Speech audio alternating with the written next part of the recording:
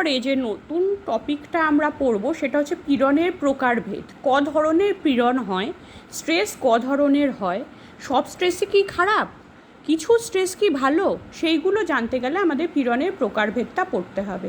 প্রথম অবস্থায় পীড়নের প্রকারভেদ করা হয়েছিল গুণগত আর পরিমাণগত।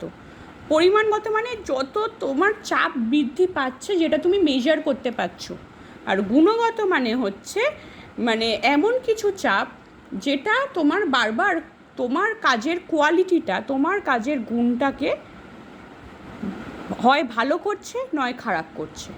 এটা একদম প্রথম দিকের ছিল। পরবর্তীকালে প্রকারভেদ 4 ধরনের হয়। তার মধ্যে প্রথমটা হচ্ছে ইউ স্ট্রেস।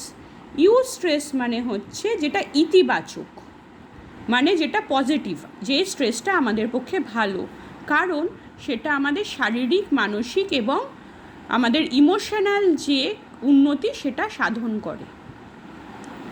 কী ধরনের হরমোন এটায় কাজ করে সেটা হচ্ছে এন্ডরফিনস হরমোন, যেটাকে আমরা বলে থাকি ফিল গুড বা হ্যাপি হরমোন। যখন অ্যাকচুয়ালি এই হরমোনটা তখনই বেরোয় যখন আমরা খুব রিল্যাক্স মুডে থাকি।